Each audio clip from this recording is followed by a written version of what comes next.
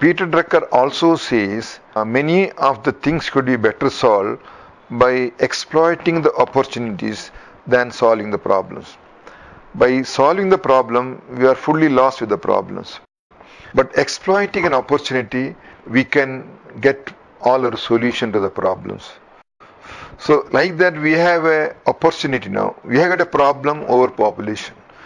But this should be taken as an opportunity where we can develop our population into an asset, which is called seen as a liability now, which can be converted into as a asset.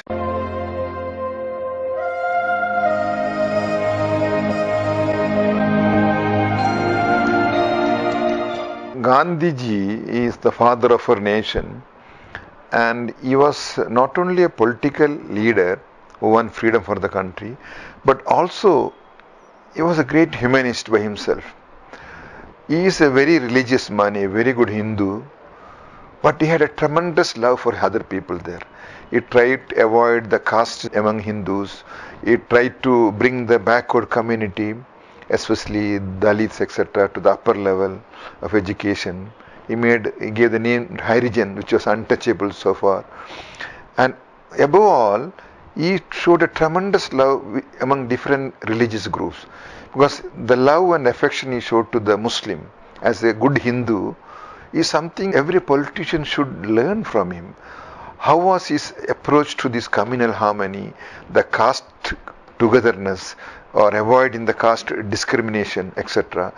Especially his love for his fellow men, irrespective of caste, creed, religion, and his enormous effort to bring harmony among the Muslims and the Hindus during partition is something tremendously we should appreciate. Because he was fasting when the partition took place, the amount of killing taking place in either side, the people are dying, he was fasting. He did not break his fast unless he came to know the killing was stopped. That showed his tremendous love for the people of India, and particularly the less privileged, the minorities, etc., who were unfortunately being marginalized, he found, and uplifting them among the other communities or other group who have been developing there. This is the area which we should really appreciate and learn from him how best we can practice the communal harmony and the imbalance among the different caste or the discrimination and segregation among the different castes to one unit as such, so that all are Indians, all are good human beings, and all are part of the Indian nation that could be a part of the world population.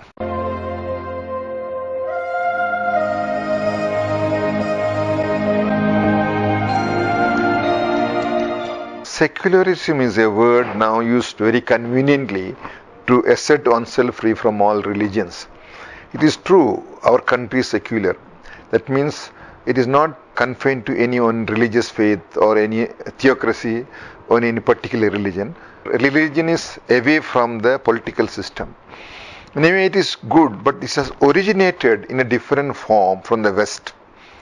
In the West, the church was ruling for a long time, and once the church became a problematic there, they kept away the religion and started secularism like Protestantism, as Martin Luther started against that, and they kept the religion away from the political system.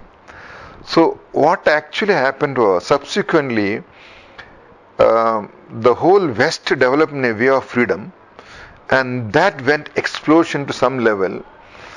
If you look to the root culture or values of the West, is generally known as the Christian, is not really the Christian thing what you find, the root values. The root values are based on Greco-Roman culture. The Greek were behind intellectual pleasure of writing and various like Plato, Aristotle, etc. And the Romans were very ingenious and sensual people, enjoying sensual pleasure. This is the root foundation of the West. That's why you find dance, music and all the things there. This was not the Christian culture as such. What has actually happened was, the Christianity gave values to the West. And these values developed into a new system of their, like humanity, service, love, etc. That was a contribution of the Christianity to the Romo-Greek foundation of the West, which was, still it is having the same foundation, and the Christianity gave this value to them, which is seen as a part of them. The moment under secularism, they kept away these values, or the God-free and religion-neutral system there, then the good values was also lost, and I am free to do whatever I like. And God was kept away from everywhere, and the 90% of the Western population do not believe in God. And that is their problem. And that problem is being exported to the different parts of the world along with the modern development. There is a strong resistance against this in Indian culture, because the majority of the population are religious people in India, whatever religion they believe and practice now. Now we have a constitution which is secularism, that is religion not involved in any way in our administrative system, but given all encouragement to various religions in whatever they want, as long it doesn't affect other religions. So actually the secularism what is seen in the West is not applicable to the secularism in India. Totally different. We could see the secularism of India in a different context, in a different approach or in a different angle. For example, one Michael Hart, an historian, has written a book, The Ranking of Most Influential People in History. And in that one, he has mentioned Prophet Muhammad as number 1. The reason he gave was, he was the only leader who was supremely religious and also supremely secular. So see the confusion of the word secularism there. A religious man who brought a religion of Islam and other things is also known as secular in his analysis as a leader. So the secularism word itself is highly confusing now. The secularism understood in the West is not applicable to our country as such there. A country which has got a great traditional values, which has got its own inbuilt strength in our culture, in our values. For example, the value of the family. See, it is very, very important here. Such a close helping nature of the family, being together, helping when somebody is sick in the family, and being together for every family occasions, and the Indian womanhood. The woman is fully dedicated to the husband and the family.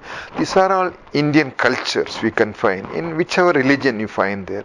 So all this could be a part of our Indian system, which should be assimilated into our modern secular values. Respect for every religion, adopt what is acceptable as long as it is not objectionable to the other religion, and absorb these values into a part of our system and develop a new way of thinking, understanding of secularism, that equal respect to all religions and equal assimilation of values from every religion as a part of development. Whether Hinduism, Christianity, Islam, Jainism, Buddhism, whatever it is there, what is good in them, absorb as a part of the system as long as it doesn't affect the other people.